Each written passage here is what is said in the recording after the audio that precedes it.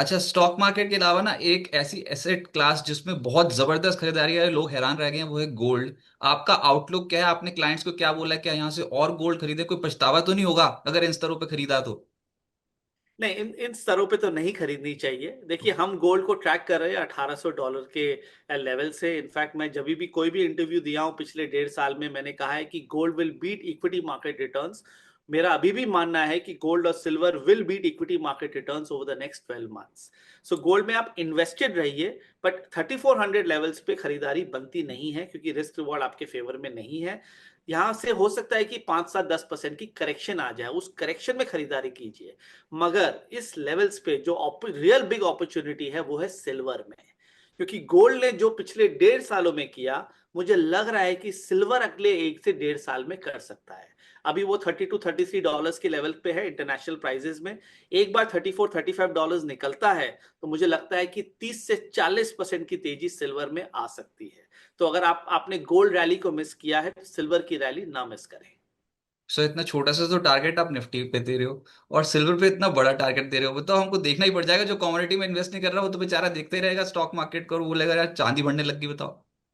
एकदम, I think diversification is very important. देखिए, market का हर एसेट क्लास का अपना एक टाइम होता है। गोल्ड गोल्ड अगर आप 10 साल का ट्रैक रिकॉर्ड देखें तो 6 साल 7 साल उसने कुछ नहीं किया। और जब ट्रेंड आई तो 2 साल में उसने 7 साल का अंडर परफॉर्मेंस कवर अप कर दिया। मुझे याद है एक जमाना था जब रिलायंस ने 10 साल कुछ नहीं किया, और उसके बाद जो वो 11वें साल में चला तो वो 10 साल का अंडर परफॉर्मेंस कवर कर दिया। तो this is how markets are. You have to be in the right basket, in the right asset class, in the right theme at the right time. Right sir, एक asset class फिर underperform कर रहा है, that is crude. ये इतनी बुरी पिटाई हो रही है, ओपेक ने प्रोडक्शन बढ़ाया बढ़ाया क्या, बार बार बढ़ा रहे हैं वो प्रोडक्शन। तो उसका इम्पैक्ट है क्रूड बिल्कुल।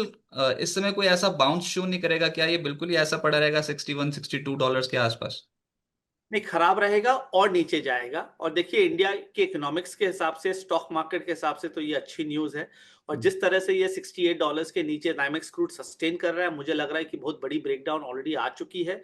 और ये धीरे धीरे $53 तक जा सकता है। तो यहाँ से 10 से 15% की डिक्लाइन मुझे अभी भी क्रूड में लगती है। अब कई लोग बोलते हैं कि इसका कारण है कि ग्लोबल रिसेशन हो सकता है, बट मार्केट में लिक्विडिटी इतनी स्ट्रांग है कि क्योंकि क्रूड गिर रहा है उसके कारण आप इक्विटी मार्केट्स पे बेरिश नहीं हो सकते हैं। That is one thing. Secondly, Indian rupee का जो अप्रिसिएशन है, आई थिंक ये पहली बार 10 साल में ऐसा हो रहा है कि हमने इतनी अच्छी अप्रिसिएशन देखी। और मुझे ये सस्टेनेबल अप्रिसिएशन लग रही है। And I want to compliment the RBI governor with all the efforts that he's put in and all the stance that he's taken in the last 1 month. और जो डॉलर इंडेक्स है जो 9900 पे चल रहा है, ये बहुत इंपॉर्टेंट एक्सटर्नल मेट्रिक्स होती है। अगर ये 99 के नीचे जाता है तो डॉलर इंडेक्स में 10% की फॉल आ सकती है। तो ये जो तीनों एक्सटर्नल फैक्टर्स है जिसके बारे में मैंने अभी बात किया, this is very positive for our market for the next 6 to 12 months.